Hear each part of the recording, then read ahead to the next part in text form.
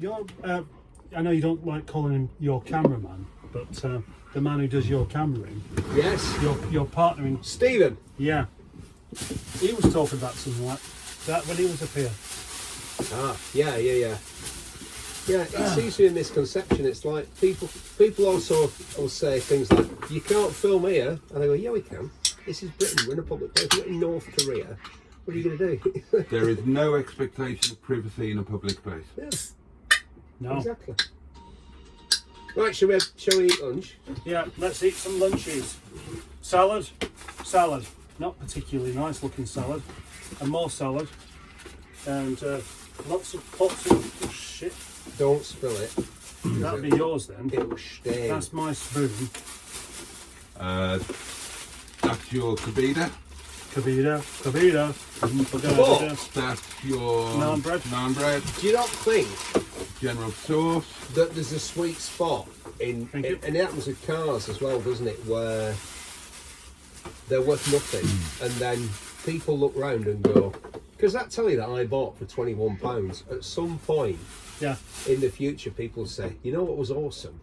That B&O telly that had the aluminium surround and it looked like a picture frame and it was on a motorised base and it spun round and all that sort of stuff, and they've gone, yeah, when was the last time you saw one? Because a lot of them will get thrown away. The screen is only 1080.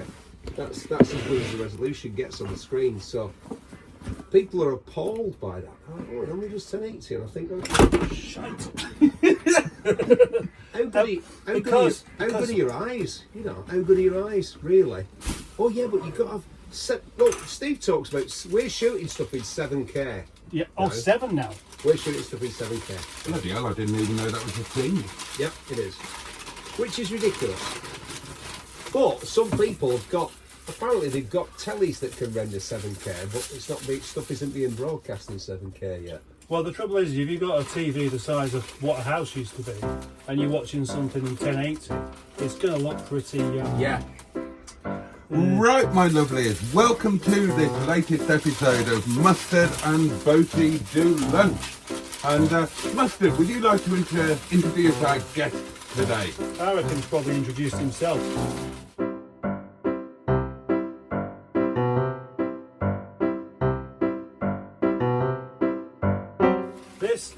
This chap here is Mr. Steve Ferry, who's a motoring journalist, used to be in a programme called Top Gear before it stopped being a motoring magazine, I believe. Yes. And that was quite a long time ago, though. It was quite a while ago, yeah. It was nearly 25 years ago, my God. Yeah, really? so now all of the young people have no idea who you are. No, which is great.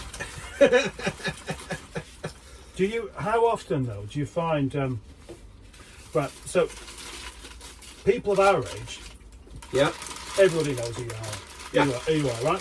So, did you ever get like younger people coming up to you in the street and saying, "Yeah, you're that gobby one that used to like bikes, aren't you?" No, but I did have a guy at the gym the other day and he said to me, "You're him, aren't you?" He was doing like pull downs or something like that on this machine, and he sort of stopped as I walked by him and he went, "You're him. You're the guy of Talk TV." I thought, oh right. Because I have subsequently had other things that I've done since Top Gear. Yeah. And some people know me for that. Like some people would know me as the voice of Rustlers, not to tasty in 70 seconds. Now that's what I call fast. Oh shit, yeah. Is that you? Or every house should have a mouse, only from Black & Decker. Yeah, that's me. Bloody hell. I thought that was Alan Partridge. For years, what, with my accent? Although, of course, my accent, probably like everybody else, is a version. In other words, the way that people would hear me speak on the radio or the television is a version of how I actually speak. Because when I'm back in Bury, just down the road from that way, Yeah. I would speak to other Bury people in a different way. But of course, when I'm on the BBC, Yeah. I sort Then you have the accepted northern voice instead. yeah, but it was handy. I mean, I was on Panorama, not as a subject, thank God, but as an expert. And the producer said, I'd wanted you to present the whole show, the whole panorama. But there was a meeting and they said, we can't really have somebody who speaks like that presenting panorama, but we can have him on. And I thought, wow, are we still there? And that would have been about, well, that was 20 odd years ago. That was 20 years ago. That it was still unacceptable for somebody with a regional accent. Regional accents are quite still relatively recent on the BBC. Yeah, but it's been handy because it got me a lot of gigs advertising. And I spoke to, again, an expert, and he said, yeah, the British public, there's been a lot of research done, have a very definite idea of what certain regional types are like. He said, for instance, you never hear Scousers doing voiceovers rappers, because people in Bishop Stortford think that everybody in Liverpool is a criminal. Honestly, say in Liverpool, a criminal. So I said, and of course, anything financial, you often get that soft Lowland Scots accent, like a sort of gentle Scots, because they think Scottish people are tight with money. So when they're watching the commercial, they think, yeah, Scottish people know what they do with money because they're tight. You know, none of this. And I said to him, yeah, because the stuff I've got, the voiceovers I've got for products have all been for things like barbecues and DIY. He said, yeah, hands-on stuff. Check shirt, you know, check flannel shirt, Jason Manford. Jason Manford stole my gig. Jason Manford, I hate you. I don't hate Jason Manford. The thinking man's Peter Kay. No, but he said, it was funny, he said, yeah, everyone else in the country thinks Northerners, they trust Northerners when it comes to sort of practical things because they think you're too thick to be deceitful. Oh, thanks, mate. You know, oh yeah, that Northerner says I should buy this drill. He probably works with his hands. Yeah, you know. Where do you feel more at home, TV or radio? I don't know. I've done a lot of both. The problem with radio is that the gigs that I've had on the radio, I've always felt like I was playing a part. And to be honest, I've listened back to myself on the radio and thought, God, I'm annoying. But it's because I was hired to be that person and to do that thing. Like on TalkSport, where I was for a couple of years.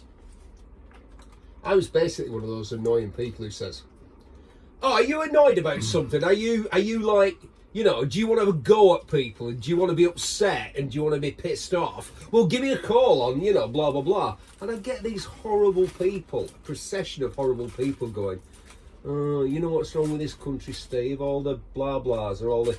Like, it's because people would say, I was in London at the time, me and the missus were living near the Arsenal ground, and we'd meet people, we'd have drinks. So, what is it you do, Steve? I said, oh, I annoy people for a living. You know, which I basically did. Because the way to get people to call into those phony radio shows is to rile them up. Like Vine does. Yeah, if you went on and you said, hello everyone, would you like to be reasonable? Give me a call. And would you like to see both sides of this story? That wouldn't work.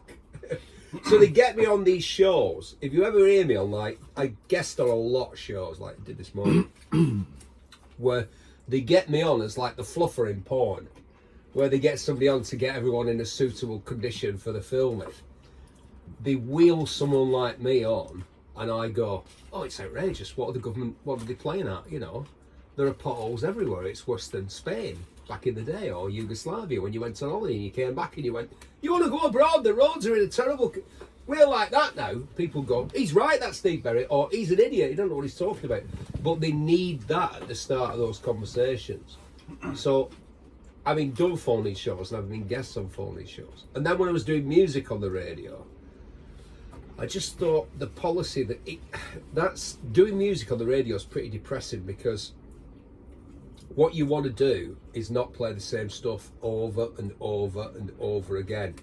But that's what's popular. That's what's popular. And people go, no. That's what they're promoting. though, isn't I'd like to hear new music, and I'd like to hear. I don't want to hear all the hits. No, you do, because they've got the figures. And I worked in music radio for 10 years. I've seen the figures, and the figures say. But it's the majority of people that want it. There are plenty of people that don't want to hear it, and that's why they don't listen to it. Well, do you two listen to the radio? I do, Radio yeah. 4. Radio 4. Yeah. Oh, there's a point. Yesterday, I was sure that Tom Drives has got himself a presenting job. And what? I don't know. It was a thing about Palestine. Oh, did it sound And like it that? sounded just like him. And he's got quite an odd. I won't want to say an odd way of talking. So but is this it's quite distinctive, isn't he? an automotive YouTuber? Yeah. I don't think he's going to get on Radio 4, do we? I was on the Today programme the other day on Radio 4, and it was Which day? a surreal moment, because when they were saying, just hang on, you were speaking to Abel Rajan and Nick Robinson. I was like, oh, right, okay. Because I listened to that. And, I've done thousands of hours of radio, but when he said, and we're joined now on the Today programme by Steve Perry, I thought, I almost wanted to go, really? Really, me? But we got quite deep in the 5 minutes that I was on. Yeah, so I like radio, but I think it's a dying industry. I won't advise anybody to go into it because it's getting squeezed right down. But the problem with that was that people in radio who make decisions, went to the States and looked at the way radio was there and thought, yeah, we should do this. We should bring that format back to UK, where there's like a breakfast programme in New York, and there's one in Chicago, and there's one in LA, and blah, blah, blah. Yeah, well, they're on different time zones, you idiots. And America's a vast nation. People in, how far away can you possibly be? I'll tell you a thing that illustrates the difference between British radio and radio everywhere else in the world. My missus thought that we were in the car, and she thought that the traffic report on Radio 2 was a spoof. She thought it was comedy, because it was a traffic report. Now think about this. Think about coming to the UK from another country. So she's coming from Vancouver, Canada, right? Which is, well, here's a stat. Halifax, England is closer to Halifax, Canada than Halifax, Canada is to Vancouver, Canada. Bloody hell. Right? That's how big Canada is, right?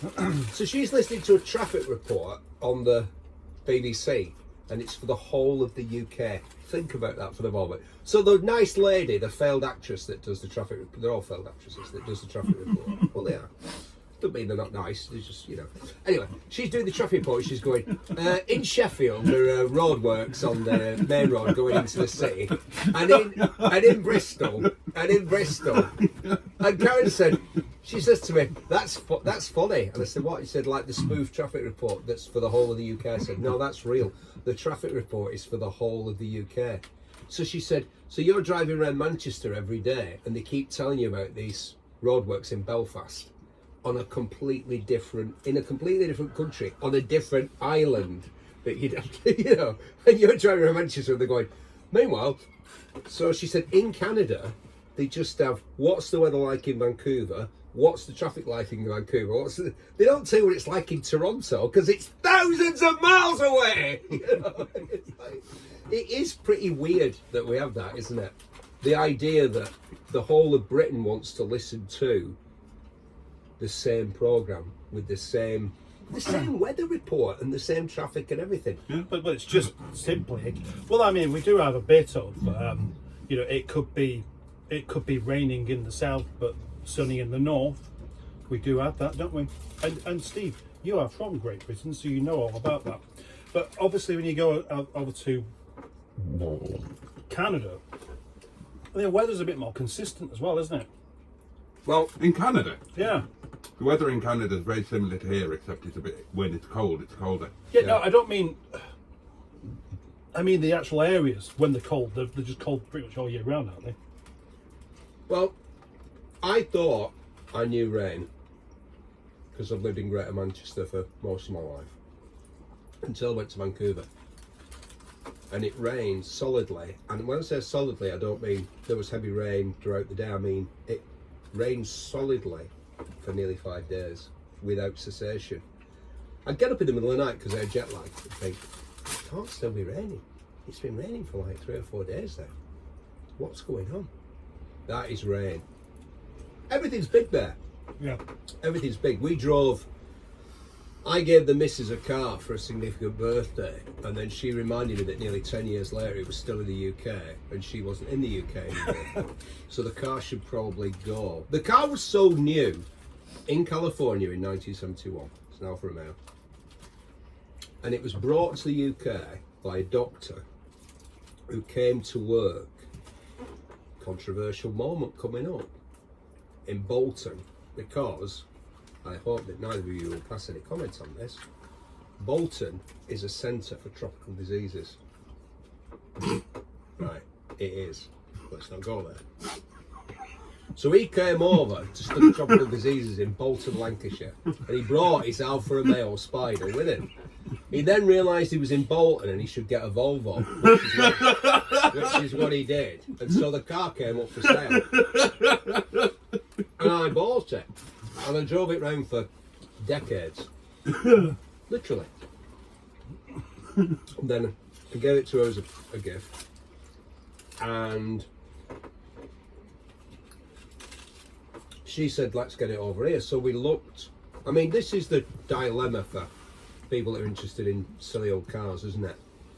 You see a car you like, and it's never just down the road, is it?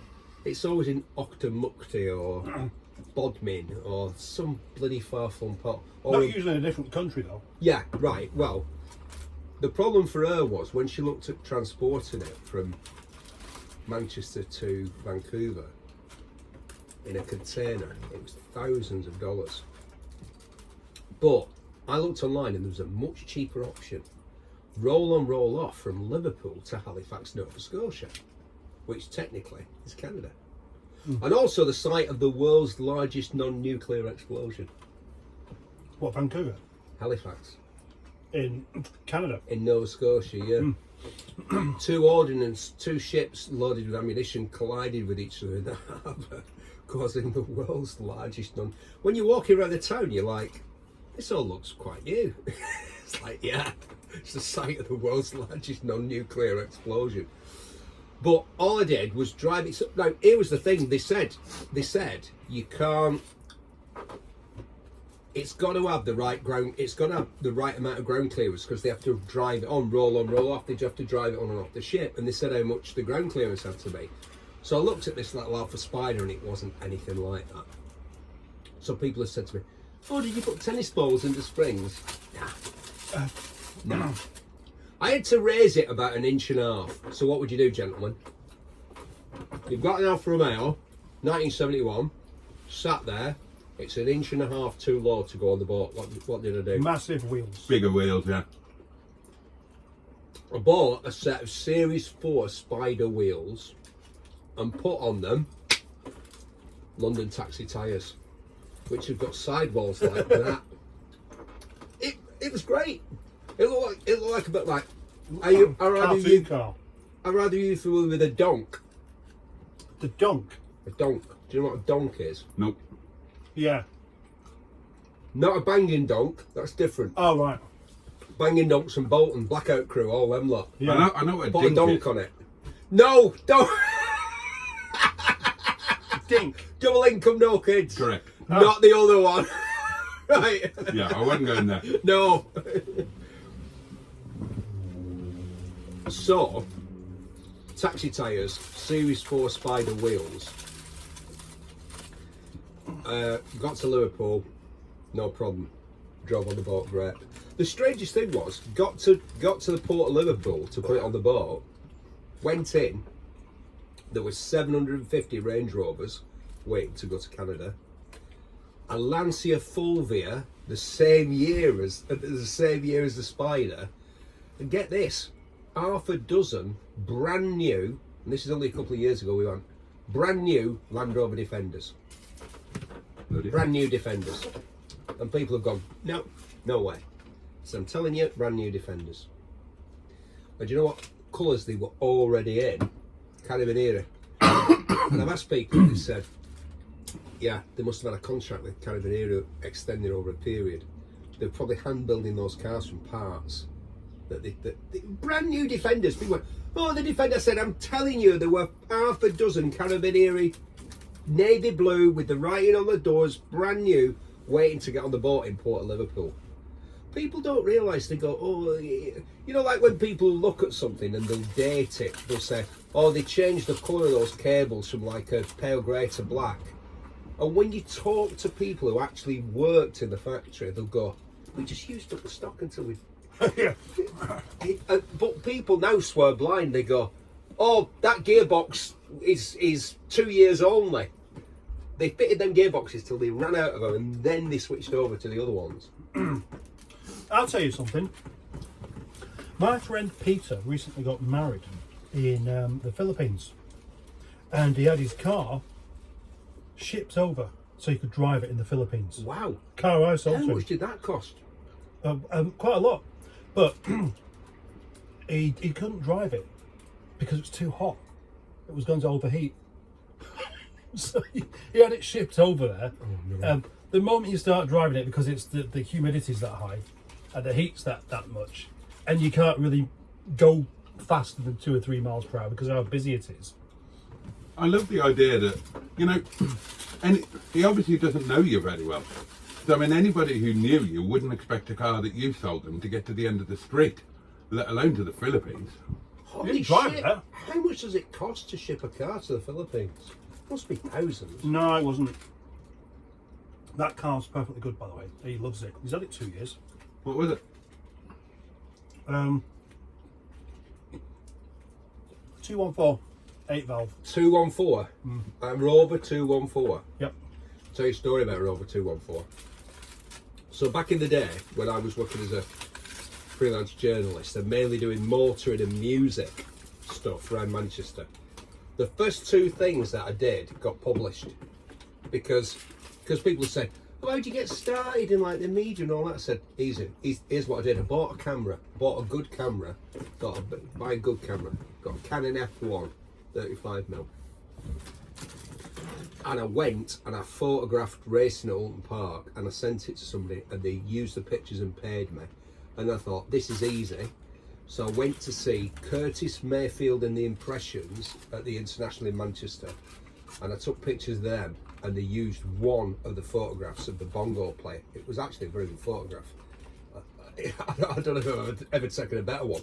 But they used it big in ID magazine, which is quite a big deal. They paid me 150 quid for that, which back then was like, and I thought, this journalism thing's really easy. You just get a camera, blah, blah, blah.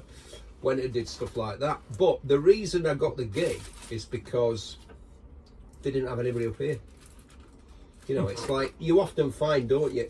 And sort of being a motoring journalist, as long as I have, again, I was having the same conversation last week I had with somebody else where somebody decides that what they want to do is stop specialising in this one thing that they've done reasonably successfully for a long time and take on the big boys, and I think, you're going to go bust. You know, like when we look at cars and we think about cars and stuff like that, you see where a manufacturer is, all of a sudden they've got a bit giddy and they've done this thing very successfully. And that Rover 214, I mean, it had a place in British motoring, didn't it? It had a very specific niche. The sort of Hyacinth and Richard, semi-detached house. They were good sellers, though. Yeah, they were good sellers, and not a terrible car. But if you drove one now, it'd feel like it's out of the heart, wouldn't it? No, I mean it's my 25 is basically related to it. It's the same underpinnings. It's the same car.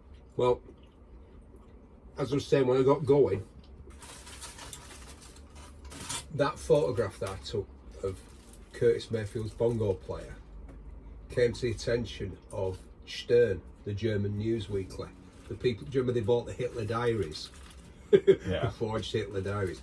So this is the biggest news weekly. We don't really have something like that. It's like Time in the States.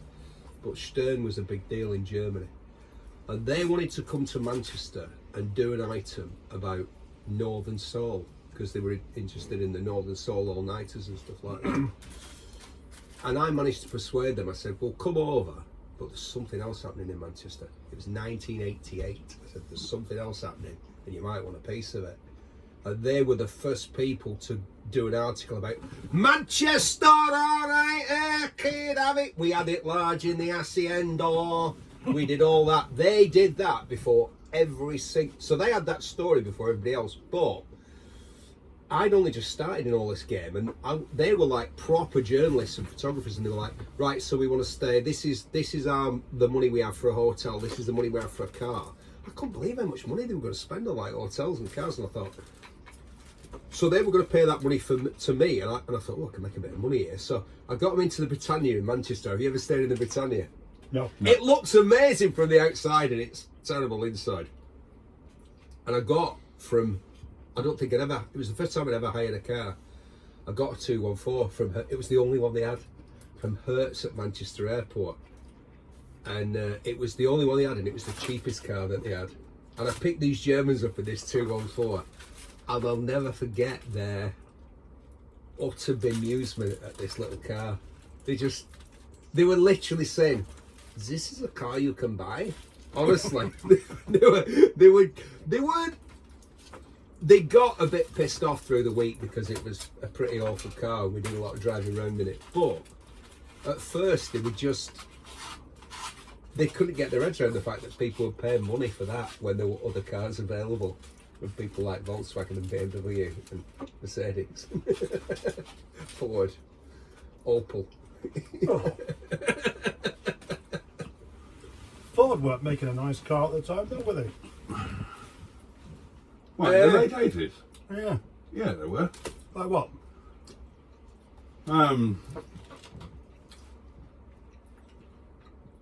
Scorpio, was it right? The Scorpios. Well, it was the Granada. Yeah. Mark III The S-Class. Granada. Are we in the era of The shit. Yeah. of the Sierra Cosworth? 88, 89. Yeah. Yeah? Yeah, they made a good car. Well, I remember I went out with this bird. I went out with this bird, right? Sound like Michael Caine. She was proper bird, she was. And I thought, we went to get in her car. This was outside the Hacienda. And get this, it was a Mark 1 Fiesta Ghia, and it was two-tone. It was They used to do a beautiful blue and silver one. Yeah, but this was the brown and beige. Oh two-tone. yeah, I've seen those. And I thought, Nice. classy bird. Oh yeah. Because it was, she was only like, we were kids. I mean, I was 19, she was sort of 18. She had a brand new Fiesta Ghia. I thought, wow. Yeah. What I always thought was funny, and I was going to come on to this before because of what you were saying about branching out into things that should be a failure. When Porsche made the Cayenne, Yeah. at the time I thought, there's no way that's going to work. It's like, there are people who like a Porsche, but they don't want a Land Rover. So unless Porsche are going to make an off-roader, I'm not going to have one. But there was obviously right about it. But it just seemed like such a ridiculous idea that a Land Rover won't do. You need a Porsche. You need something that can go off-road and do 165 miles per hour as well. I was at the Premier Inn in Cumbach. Come back. About 3 In Welsh Wales, this is in obviously. South Wales, yeah. This is about 5 weeks ago, something like that. And I was filming a piece with a Welsh guy, a rediscovering my homeland type thing. So we're back to the old Brecon Beacons. And I'm looking at my hotel room the next morning. And this big Italian truck reverses up the side by my room in this Premier Inn on the outskirts of Aberdeen in Cumbach. And off roll, on Italian plates, a brand new Lamborghini 4x4, whatever it's called. The Urus. Yeah. And a brand new Lamborghini 4x4, what's it called? Not the old one, the LMO2. No. Right. No. Oh, no, I've forgotten what it's called. Is it the Staccato or something? Oh, It's like whatever they're calling their latest supercar, their latest version of the Diablo or whatever it's called now. They've done an off-road version of it. Yeah. So it's got roof bars Yeah. on it. Yeah. And so one of these rolled up as well. Wow. And Was it for a magazine feature or? well, I'm guessing so, but I don't know. He At the Premier Inn. at the Premier Yeah. Inn, the driver just parked him up, closed up his lorry, had a fag, fucked off. Maybe he was doing it for a joke. So I went and had a good nose around them. Maybe he was told to actually go and put them somewhere. I know it was my last day at this place. I'm sick of it. I'm going to take it to the Premier Inn. I borrowed a Range Rover the other day and I've done many thousands of miles in Range Rovers. And I got in one, and I haven't been in a Range Rover for a couple of years. And I thought, why are these things so big? It's just a pain in the arse. Britain hasn't got bigger. The size of Britain hasn't changed. Everything's got bigger though. Look at Well, the size of a bloody Fiesta. Yeah, look. I went to Ramsbottom down the road, and I thought, I thought, while I'm waiting, because I borrowed it because he was working on my car, and I'd gone to do a few jobs, and then he told me, don't come back before 5 because it won't be ready. So I thought, right, okay. I thought I'll do my shopping. So I pulled onto the Co-op car park in Ramsbottom, and there were spaces, but I couldn't get out of the car. Yeah. The spaces didn't allow me enough room to open the door successfully without banging it on a car next to me. And I just thought, what's the point in these massive cars? Well, I think the point is that moment where the door makes contact with the other car, that's where you stop pushing, and that's how people get out and park their cars these days. I remember being 14 and going to Paris, and for the first time sat at a street side cafe, seeing somebody do that thing that French people did, Oh, where they pulled into the space, hit the car in front, backed into the car behind, hit that one, pulled forward, and just got out and walked off as though that was how you park a car. And I was like, what? And I thought, oh, don't try that in Bury. First time I saw that you was, get was it? hard slap. First time I saw that was in Chicago. Wow. Second day there, and I went out there on a blind day, and the date went all right. And the next morning, she took me for breakfast, and that was how she parked. She was very rich. She had a brand new convertible, whatever it was, and that was how she parked. She just budged her way into a space that wasn't really there, so that we could park outside this really famous breakfast place, which was fantastic. My best time in Paris, and my most memorable time in Paris, was driving a metro cab, driving a London metro cab. Wow. When I got married, my missus came pre-equipped with 4 children. So, and I was I had Porsche and 991 Turbo and a 928 at the time, which weren't really suitable. And I wanted to get something that we could all share as a family. And I thought, well, I don't want to just go down the normal people carrier route. They're boring. So I went down to London to look at a stretch limo that I was going to convert to LPG, and came back with a London taxi. Yeah. And it was Like you do. like you do. And it was the best trip. We went all around France in it and ended up in Paris. And I fulfilled a lifetime dream. Drove down the Champs-Elysees at midnight with Joe Le Taxi, Vanessa Paradis, blasting out at full volume. Wow. But was that her? was what? No. No. God, I wish. Oh, bloody hell. Oh, what? So what's the longest taxi journey you've ever done? For me, it was Manchester Airport to Littleborough. And you? Well, you, it's Paris. Yeah. I've literally got in a cab a couple of times in London and gone to Manchester. And the guy's been like, really? And I'm like, yeah, Manchester. I'm guessing this is on an expense account. Yeah, of course it is. Yeah. You'd have to want your bumps feeling to do it any other way, wouldn't you? Oh, God, yeah. What's the cost of that then? I don't know, because he's had to then call his office, and that they've said they've phoned the person that's authorised. I won't say who it was that's authorised me to do it. It'll be an account job. It wouldn't have been a handover. Yeah. And they've gone, yeah, okay. And it's horrible. I mean, you're saying, oh, it was great, we went to Paris. I mean, 65 mile an hour in an LT1. It's the one with the old, was that the one with the Nissan engine? The Nissan diesel, the Metro cab? Or was that Ostendova? No, that was the Fairway that had the 2.7 It was Nissan. 2.7 Nissan out of it. Yeah, it was Nissan when they became the Fairway after they were whatever the previous one was called. The Metro cab had the 2-litre Ford Transit lump. Wow, really? Yeah. Yeah. And it's made by Metro Camel. You try getting one insured. Yeah, so what is the vehicle, sir? It's a Metro cab. It's a what? It's a Metro cab. Well, who makes that? MCM, Metro Camel Mare. We've never heard of it. But it was brilliant. Fiberglass. Everybody who said that to you been in one, hadn't they? They just didn't know what it was. Never had anybody ring Yeah. up. But didn't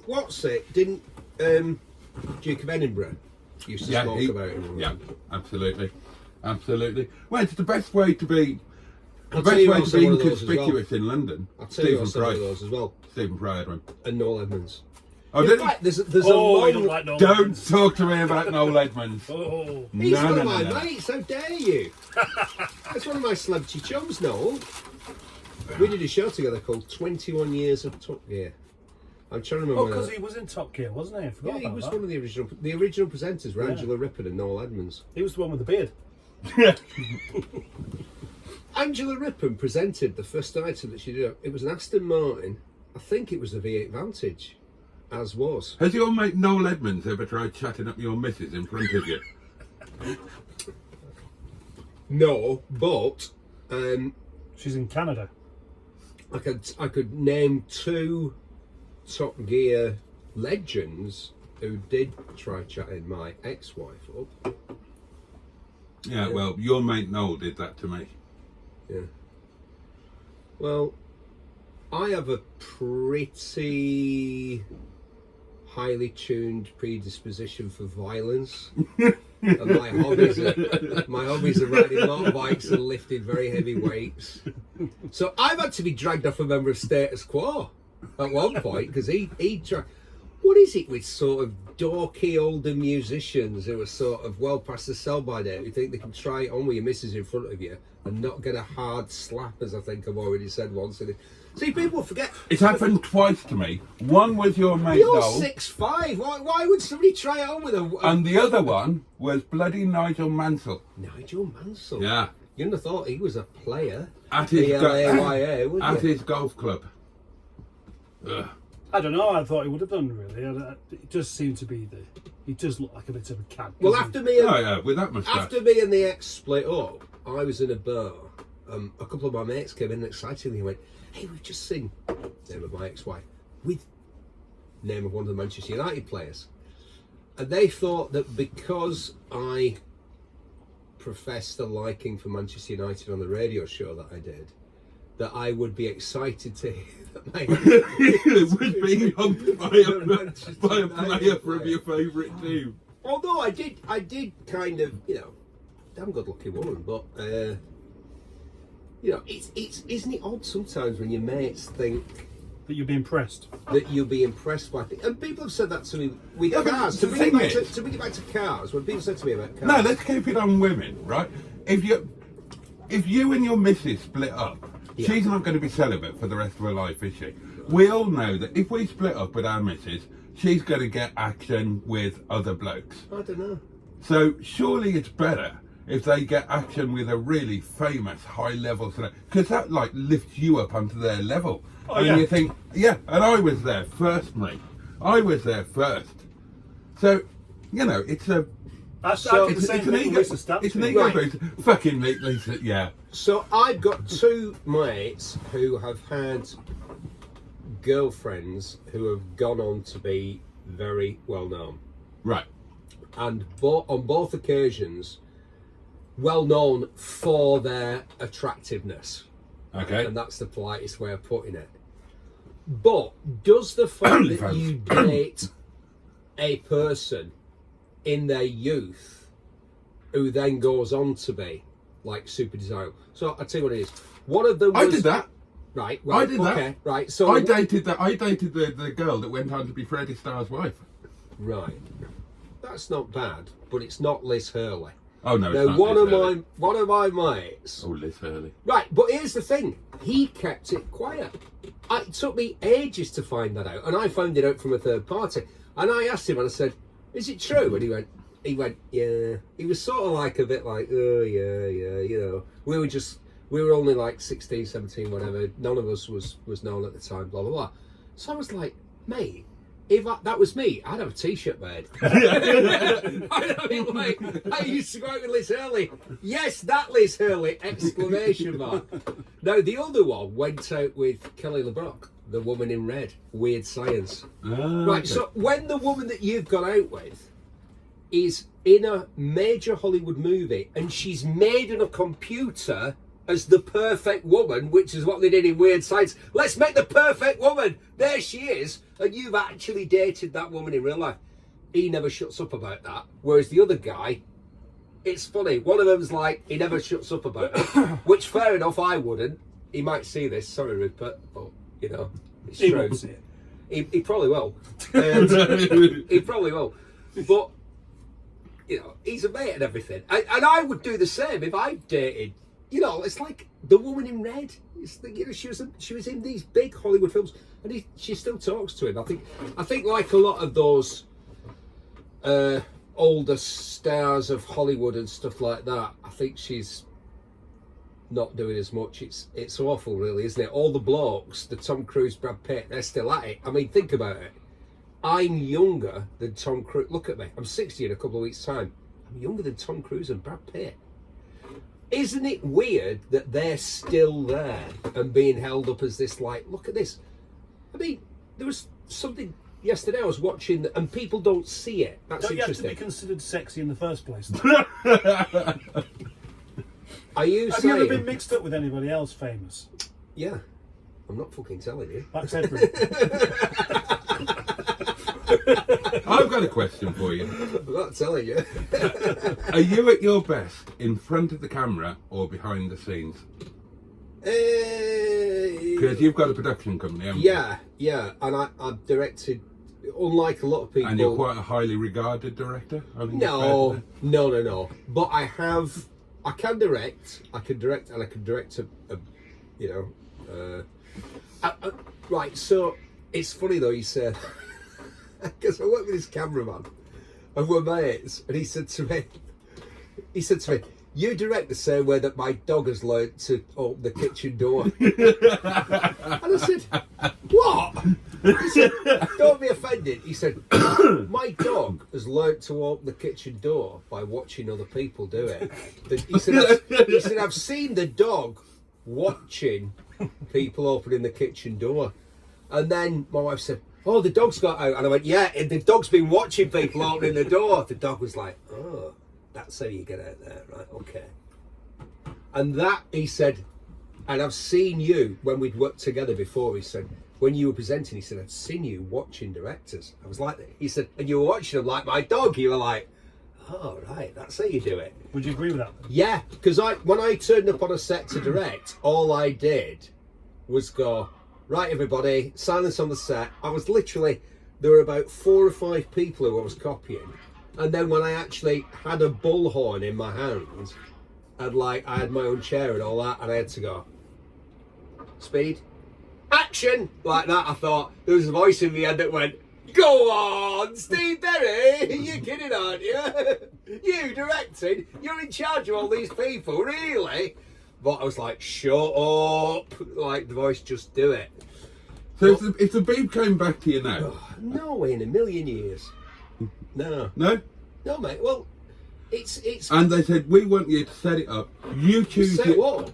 Set up a new Top Gear. We've made a complete fucking ass of it. You knew what you were doing. Oh. We want you to sort it out behind the scenes. You're main man on camera. You choose your 2 co-presenters. Would you do it? And God. who would you choose to co-present?" Nobody that's known, because it's not worked, has it?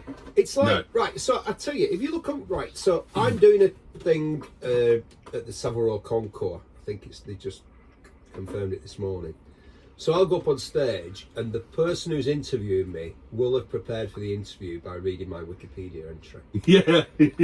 And therefore, nothing that they say Will actually be true. will actually be true, Yeah. including when it says I was on Top Gear from till, because I was on it a lot longer than it says on Wikipedia. If you date it from my first appearance, Right. what they used to do, even with Clarkson, particularly with James May, people forget. James was on for a bit, then this sort of He's doing that a little wobbly bit. hand of indecision came in. Not having a go at James, cracking bloke. Is he? I've never met Yeah, him. Is he a nice guy? Yeah, but he's got his own agenda, and he's. I think people think he's this sort of like slightly donnish, woolly-headed. That whole Captain Slaw business is a persona for the telly. Yeah. That's not what he's like in real life. He's a bit of a player in real life, I think. But, I'm sure you said that about him. I did. yeah. Well, right, if he wants to dispute that, I would remind him of the time that, Here we go. Here we go. that we were on the island of Mallorca and we stayed at La Residencia. This wasn't me and him on holiday, this was a lounge, a car lounge. And I would direct him to what went on that evening. But I'm going to go no further down that road. But that sort of, oh, I'm just a bloke in a jumper that someone knitted for me, blah, blah. It's like, all right, James, whatever. It's been very successful for him. More power to his elbow, he's a cracking bloke. But what they did with me is what they used to do with a lot of people. They brought me on as an expert. So Chris Goffey or somebody, I don't know, William Woolard was doing something about the new range of BMWs. And here to put them through their paces, it's Motoring Magazine editor, Stephen Berry. I'm like, they're riding along on this old BMW. Now, I didn't speak to him for another 6 months. Then they called me up and said, oh, can you come on and do something else? They sort of eased you in over a period of time, which was a much more successful way of doing it than this. Let's have a big launch and it's going to be Chris Evans and it's going to be this and it's going to be that, because then you're stuck with them. And what they could, I mean, it worked for me because they got me on the show, but a lot of people have got, I'd meet a lot of people at motoring launches or motoring events and they'd go, particularly people a bit older than me, and they'd go, which isn't many people these days, but thanks for saying that. They'd say, oh yeah, I was on Top Gear a couple of times. I think, yeah, I meet people like you all the time. People who came on, they tried them, then they thought, nah. But they never promised anything, they never gave you a contract. And when they gave us contracts, when I got my first contract for a year, I thought, woohoo, made it. For a year. A year? Yeah. Yeah, and do you know what it meant? Nothing. Because when you read it, it was like, it said, between this calendar year, we're offering you a minimum number of days at this amount per day. So I thought, so for the sake of argument, let's say it was 40 days over a period of a year. Now, usually, when I was there, I'd do 40 days in the first 10 weeks, 12 weeks. You know, we were at it 4 or 5 days a week. But somebody who shall remain nameless went in. Something happened. He didn't get what he wanted. Somebody else, he got passed over. He felt like he'd been, and he felt things had come to a head. So he went to management and he went, I want this and I want that. And they went, well, you can't have it. And he went, well, I think you'll find that I've just signed this new contract. And he went, give it us here, I'll pay that. Out you go. And they just pay it off. They'd just pay off those days, even if you hadn't done one. Right. If you kicked off, they'd just go out the door, my friend. And I thought, yeah, this is a massive organisation. You know, that amount of money is quite a bit of money to me. And you'd think, oh yeah, we've just given this guy 40 days work at 500 quid a day. Oh, what can we do? They'd just go, yeah, on your bike, just pay off. I mean, it's the BBC, working for the BBC, as I did. I never worked for the BBC. They kept us freelance, and they kept us on not a lot of money because they knew that we could get lots of money going off and doing things like voiceovers and personal appearances and all that stuff.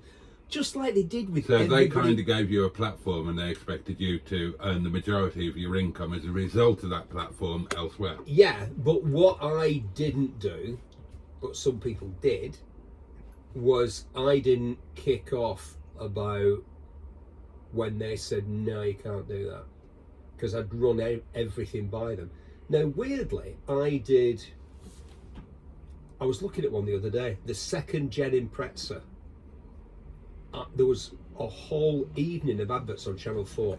IM, Subaru Impreza in the UK, took the whole night on Channel 4. Bloody hell. Yeah, exactly. And we, well, don't want to say the whole night, from 7 o'clock to 10 o'clock, every advertising break. And we made a film about the second. And the premise of the film was that I was an investigative. It's probably on YouTube somewhere. I was an investigative reporter, and I was desperate to get photographs of the new Impreza, but they were foiling me at every turn. And I was in disguise, and I was all in black, and I had this long lens on a camera, and I was at some top secret. And we were literally in northern Finland. I was at this top secret centre where they were testing the car. They took the whole night. And obviously, I ran that by the bosses thinking, there's no way they'll agree to that. And they said, yeah, fine. And that was great. It was a lot of money, and it was a big deal. And I enjoyed doing it as well. Like, we got to go on location to the north of Finland, which was mega. I got flown about in a Learjet at one point to get me from one place to the other. I thought, this is awesome. But other things they wouldn't let you do. Like, famously, we started getting offered panto. Oh my God. No, you're supposed to go, oh no you didn't. Oh, right. Go on, do it. Oh no. No, hold on a minute. Do it again, do it. Like, for instance, we started getting offered panto. Oh no, you didn't. Oh yes, we did. It's behind you. I thought, this is mega. Panto, because it's good money and it's fun, isn't it? It's fun. Come Yeah, on, yeah. it'd be Yeah, great. yeah. Plus, anyway, well, they were like, no, absolutely not.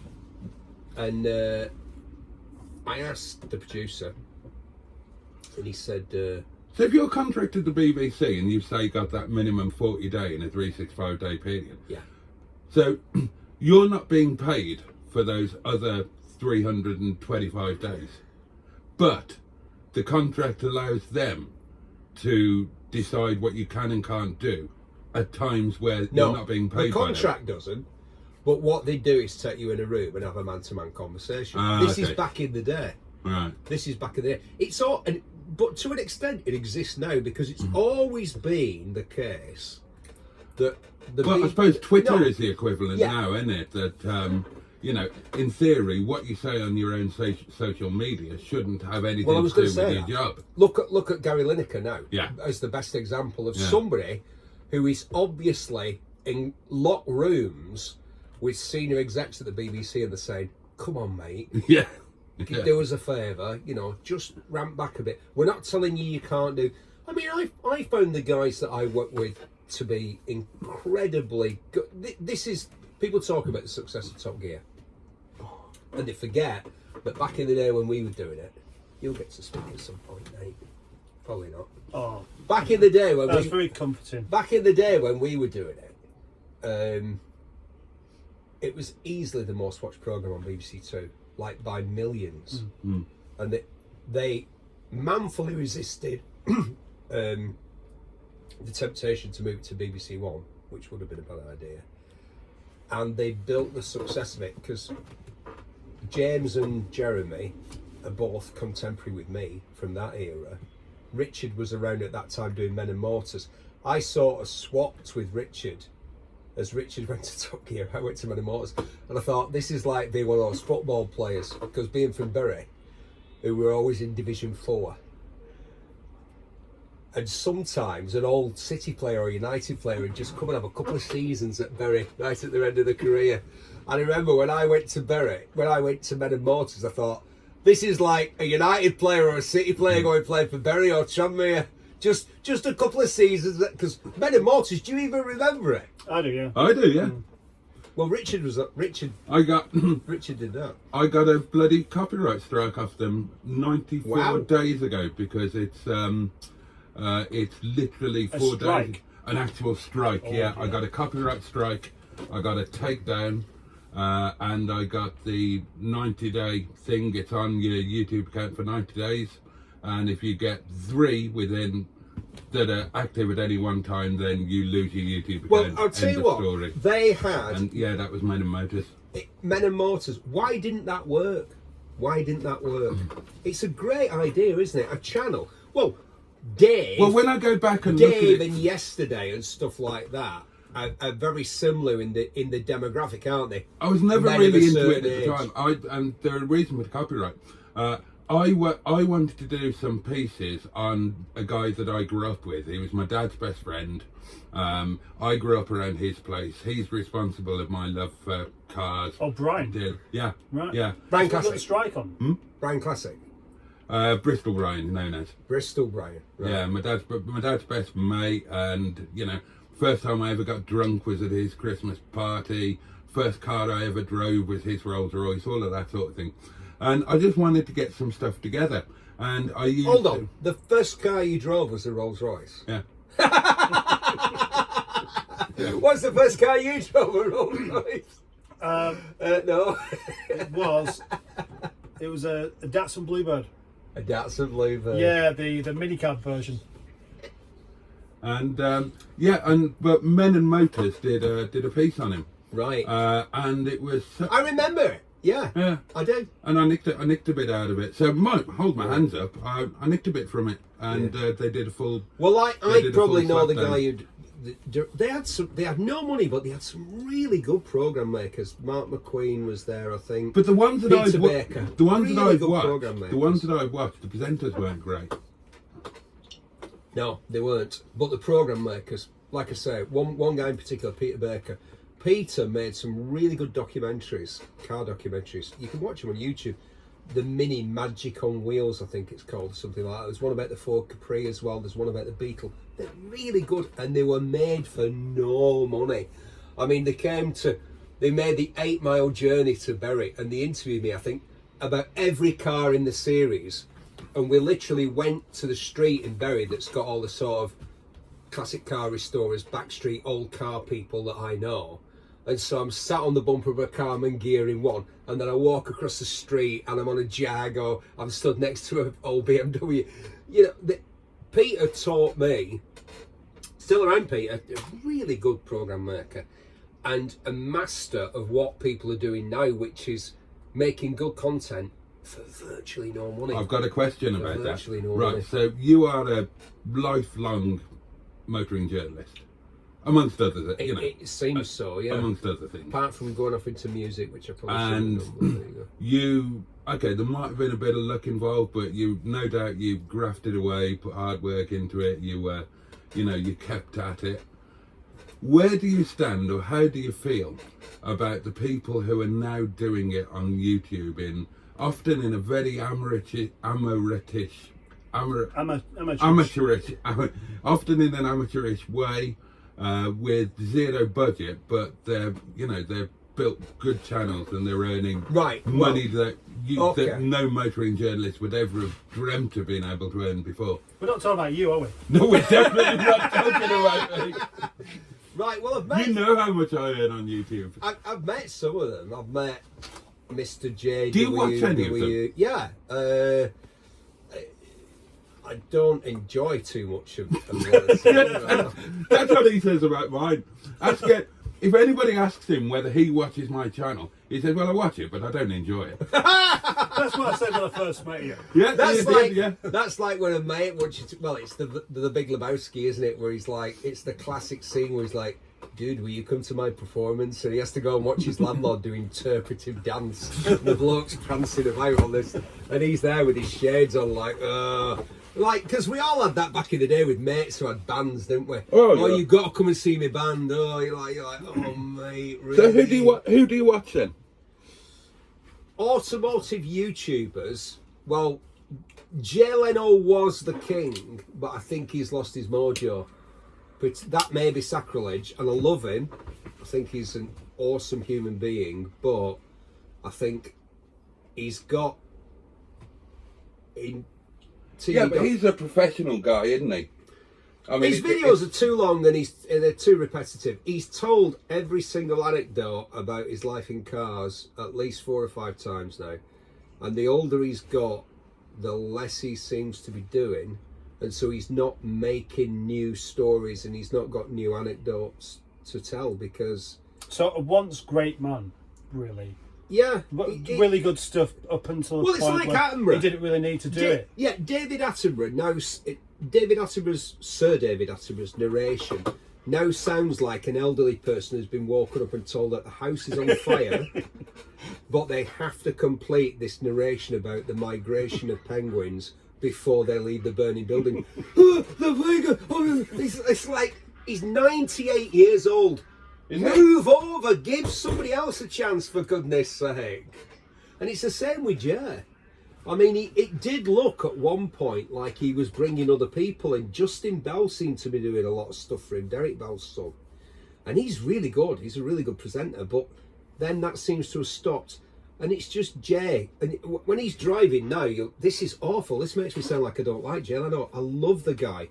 But now, if you notice, when he's in the car, he leans right back. He's doing that thing that when old people's vision really starts to go, he's leaning as far back as he can and looking down his face as the world comes at him. And he's driving something with like 1,000 horsepower or something like that. You just think, yeah, like we do reading a book. It's just you can't quite get it far enough away. Your arms aren't long enough to focus on it. And again, I'll tell you, I really liked Derek from Vice Grip Garage.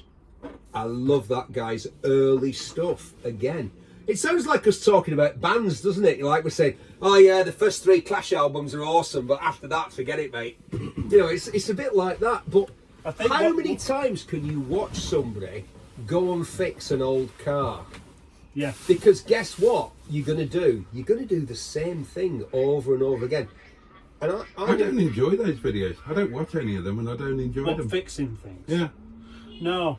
I don't know how you come across mine. Well, you're going to do the same thing. That's the problem, isn't it? How do you get an old car that won't go to go? Well, you check if it's got a spark. You check if it's getting fuel. You check. It's the same for every car. It's more about the story, though, isn't it?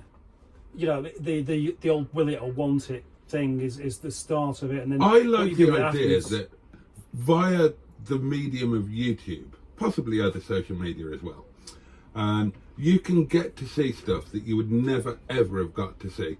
Nobody would ever have commissioned Harry's Garage for the telly, would they? I don't like that. Do you not like Right, I'd say I like his motorbike stuff for obvious reasons. Yeah. I love it. But the way that he casually talks, I mean, he stood there, him and Clarkson, this sounds awful. This sounds like I'm going to go at these. Well, I am going to go at these people. Harry, I love your motorbike stuff. It's mega. But the car stuff... He is a big fan of my channel. Irks me a bit because... tell you what, mate, if you record something, it gets out. Him and Clarkson stood there in his garage saying, oh, I'm going back to diesel because, this electric car costs too much. Right behind him, literally millions of quid's worth of cars, while he's going, oh, I've worked out the per mile, and you're going, mate, yeah. I've looked up your net worth. What are you talking about? And this, I'll tell you what Top Gear did as well. Clarkson, Ham and Mayer, one of the things that they did, which of course is what most people think of as Top Gear, what they did. Does that annoy you? No, not at all. They normalised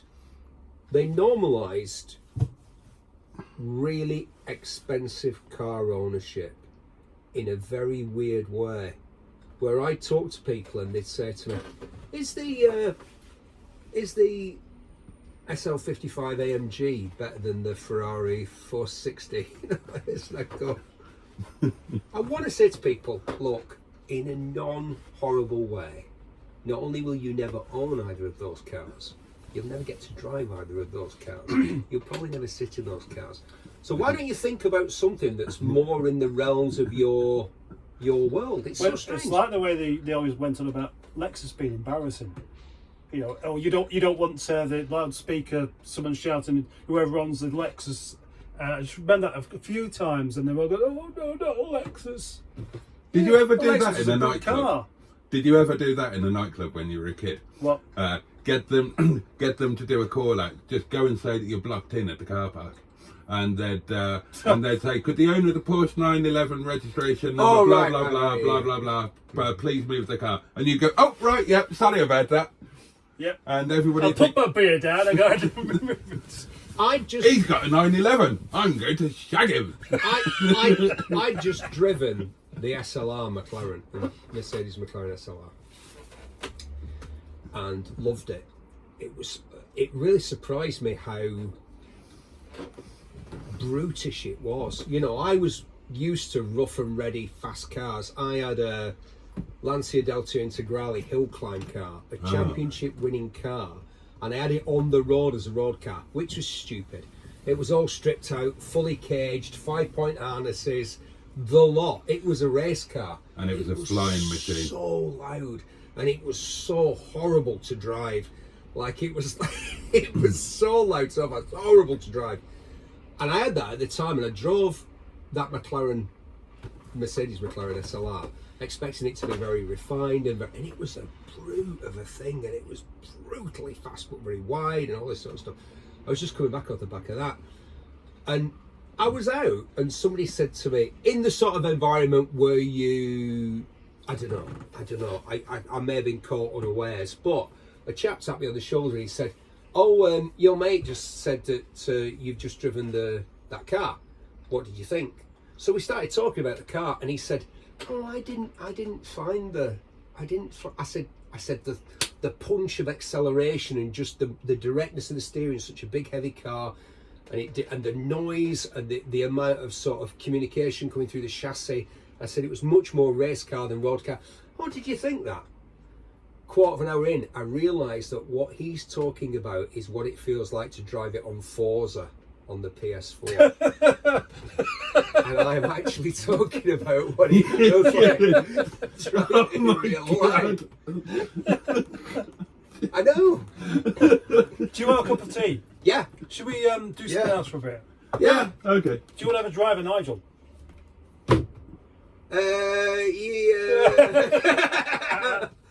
If we have a cup of tea, we could do it then, couldn't we? Yeah. I've just got a few messages coming in from... Are you going to do the outro? Oh, yeah, of course. Thank you very much for watching this very, very long lunch with a celebrity friend here called Steve. And join us next time when Mustard and Boaty do lunch with somebody else. You ballsed that up, didn't No, you? I just do it my own way, you daft hairy git. He did it, it was good. That's me, isn't it? Right, Sorry, well, I'll tell I you can that myself. direct you if you want. just to say a massive thank you to the lovely Steve Berry. Thank you very much Well, indeed. if people are watching, it's just me moaning about other people. But the thing is, right, if I wanted to, most of the people I've moaned about in this, I actually like and/or admire.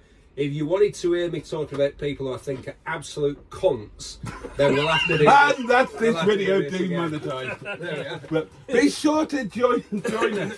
Be sure to join us. Possibly with another celebrity. The next time, Mustard and Boaty do lunch. Sun's out, guns out. Look at that. Come on. Bosh. Nice one, Steve.